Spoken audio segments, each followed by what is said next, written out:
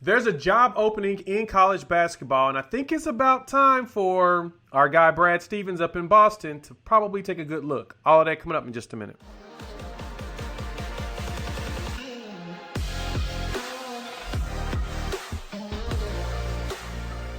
What's good, everybody? It's your boy Jay here with Unfair Sports, where we take a pensive approach to the sports conversation. Today, I want to talk about Brad Stevens and possibly leaving Boston. Should he? Should he not?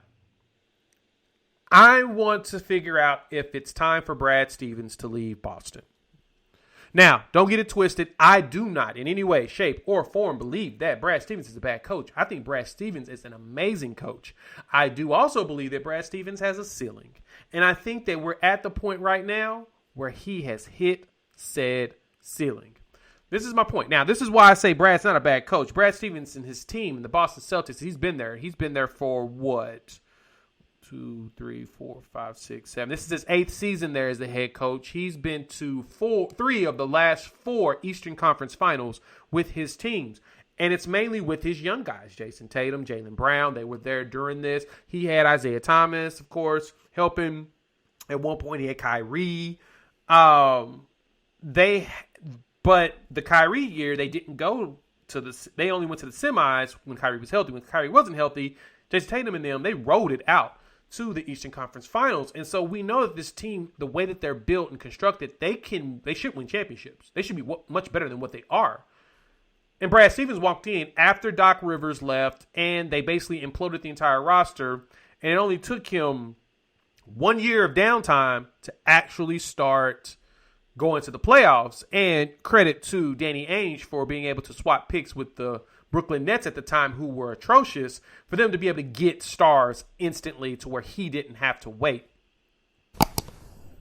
But they made the Eastern Conference Finals 3 or 4 years.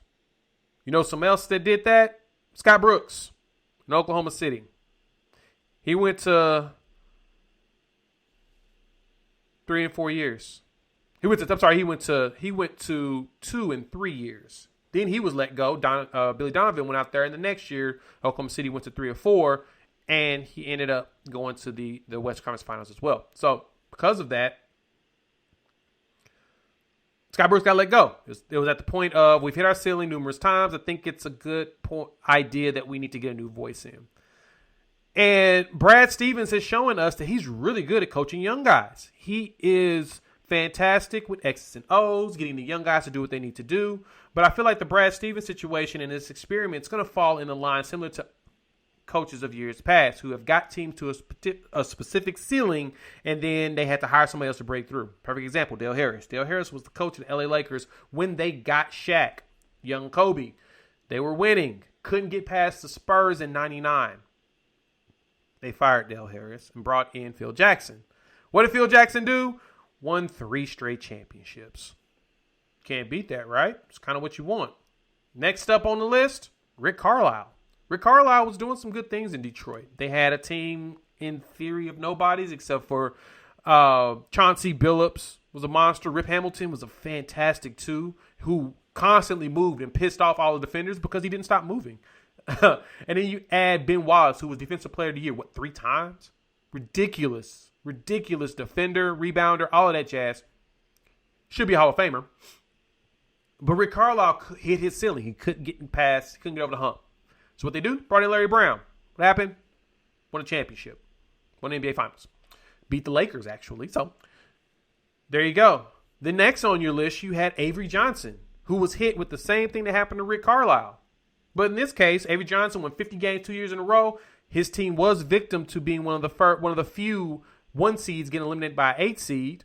We believe Golden State Warriors. And because of that, he lost his job. Rick Carlisle went in, and guess what? Won an NBA Finals. And then you have Mark Jackson, who set up the Golden State Warriors beautifully defensively. They were probably one of the top defensive teams out there. He's a very meticulous person. But he couldn't get past 50 game hump. Couldn't get deep enough into the playoffs. And what happened? Hired Steve Kerr. Went from 53 wins to 67. That's a massive jump. And Steve Kerr has won 3 out of 4 championships. So My point behind all of this is that I think that it's time for a new voice to lead Boston. But the good thing for Brad Stevens is he could potentially go back pseudo home. I mean, he was coaching Butler in Indianapolis back in the day, and it looks like the Indiana Hoosiers job just opened up. Archie Manning's tenure is over, and of course, questions flown: is Brad Stevens going to take this job? He's probably not going to take the job. He's probably going to try to stick it out in Boston as long as possible, but I don't see Boston keeping him because I feel like, especially this year being 20-21, struggling to even make it into the playoffs, 4th out of 5 in their division, they're not looking the same as they did last year.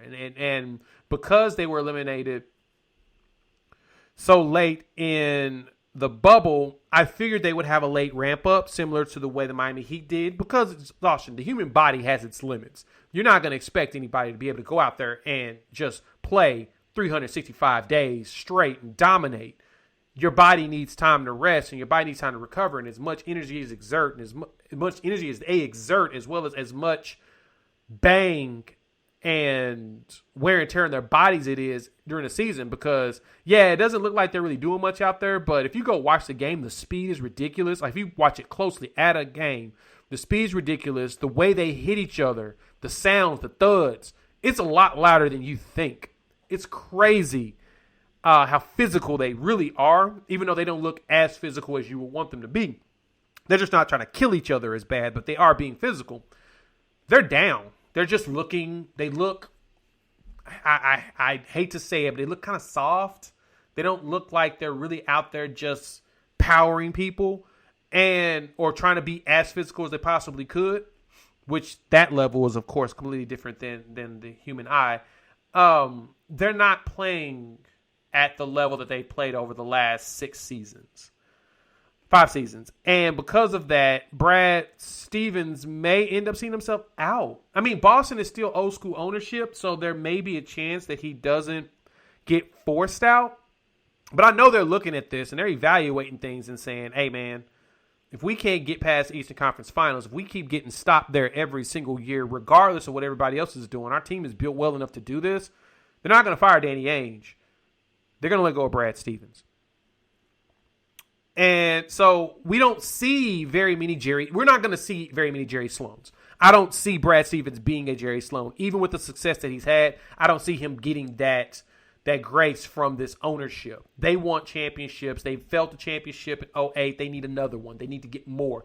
The Lakers have surpassed them as having the most championships in NBA history, and they're not liking it. They want more. And because of that, I can totally see them moving forward. I don't know who the coach is to come in and replace him that can get them past the ceiling, because I think Brad Stevens one day will get to the point where he is the ceiling breaker for a team. I don't think he's it now. Rick Carlisle got that. Rick Carlisle became that coach. He recognized the things that he needed to change, the adjustment he needed to make, and the way he needed to let certain players just run the court, especially when they got like Jason Kidd and all of them. With Dirk, Rick figured that out and was like, you know what? He did the opposite of what Avery Johnson did, which is a lot of these young coaches, similar to the reason why Lloyd Pierce got fired, they don't make a lot of in-game adjustments very well. They're not really good with their play call over time, and they get too micromanagey when the young players. That was the thing that hurt Mike Brown when he left Cleveland and went to the Lakers. He was coaching a whole bunch of vets trying to tell them what to do, and all the players basically looked at him. Derek Fisher, Kobe looked at him like, dog, we got 5 of these. How many you got? All right, let us do what we do best.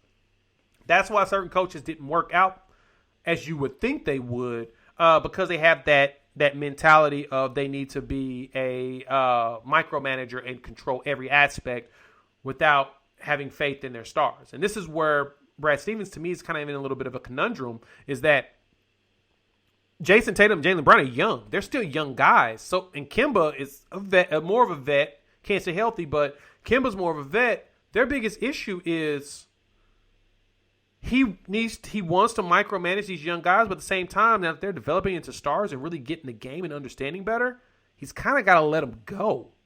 Let them do their own thing. Let them do what stars do. Let them go do their own thing. And I know he's struggling with that. And because he's struggling with that, that might cost him his job. I hate to say it. Brad Stevens, the Indiana job, now that it's open, you might need to go look at it. Because even though I know great coaches don't leave the NBA and go back to college, this might be a good thing for you, but if you really want to hunker down into this, somebody else in the NBA is going to pick you up, and they will make you into a ceiling breaker.